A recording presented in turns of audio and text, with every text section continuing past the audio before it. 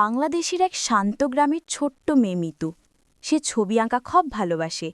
স্বপ্ন দেখে একদিন বড় শিল্পী হবে, কিন্তু তাদের পরিবার খুব গরিব।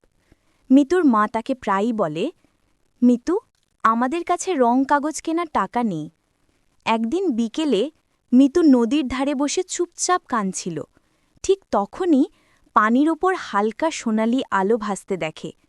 কাছে গিয়ে দেখে একটা ছোট জাদুর লণ্ঠন, যেটা জোনাকির মতো জ্বলছে।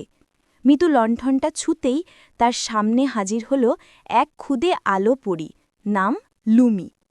লুমি বলল, মিতু, আমি তোমাকে টাকা দিতে পারবো না, কিন্তু দিতে পারবো একটা জাদুকরী সুযোগ।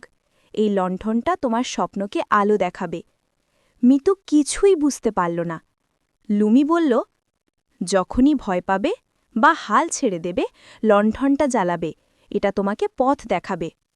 পরদিন সকালে মিতু লণ্ঠনটা জ্বালাতেই চারপাশে রংরেখা ঘুরে ঘুরে সুন্দর আকৃতি তৈরি করতে লাগল।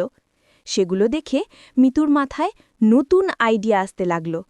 সে পুরনো কাগজ, ভাঙা পেন্সিল আর কয়লার টুকরো দিয়ে অসাধারণ ছবি আঁকল।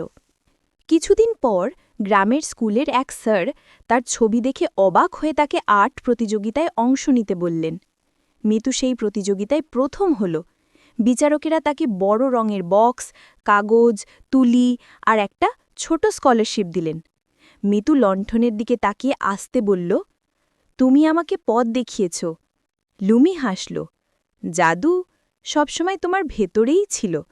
সেদিন থেকেই মিতু বুঝল, বিশ্বাস থাকলে ছোট স্বপ্নও আলোতে ভরে ওঠে।